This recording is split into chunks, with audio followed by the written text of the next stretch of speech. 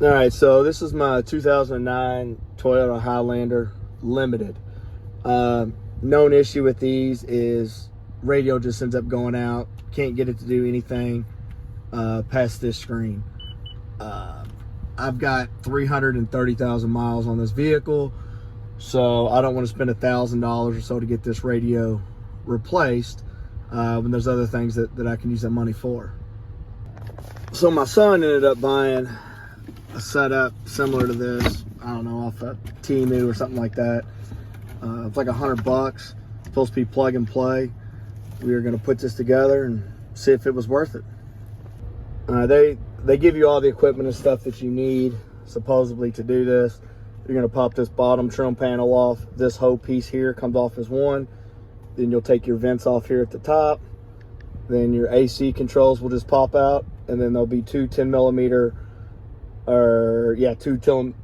bolts, two on the bottom and two on the top, so 4 total. And then the unit will come out. You'll have to reuse the factory brace that's in here in order to keep your clock. And then you'll have to take your vents off of this housing and insert them onto the new one. But I'll show you all that stuff as we go. So we're just going to use a little tool to pull all this stuff off and get the process started. All right, so just like that, this top piece comes off. You will have to remove your ductwork and hook it to the new bracket. All right, to get the bottom piece out, same concept. Open your glove box, reach up here on the side, pop this out. We're just going to set this aside because we're going to not fool with this. It just has to come off so we can get access to the two 10 millimeter bolts down here and the two 10 millimeter bolts up top. All right, so the instructions don't really help a whole lot, but what I got to do now is take this bracket off of the original unit in order to still use my clock up here in the top.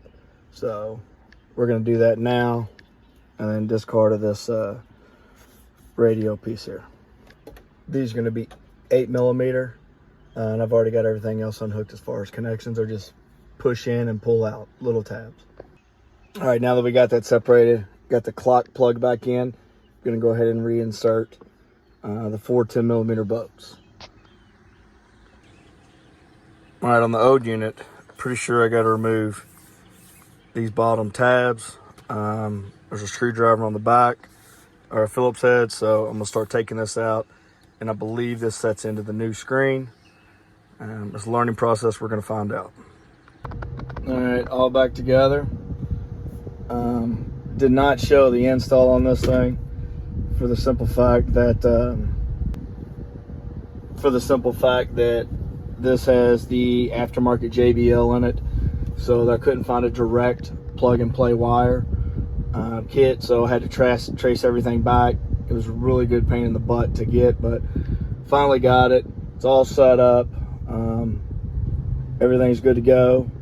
Definitely recommend for $100.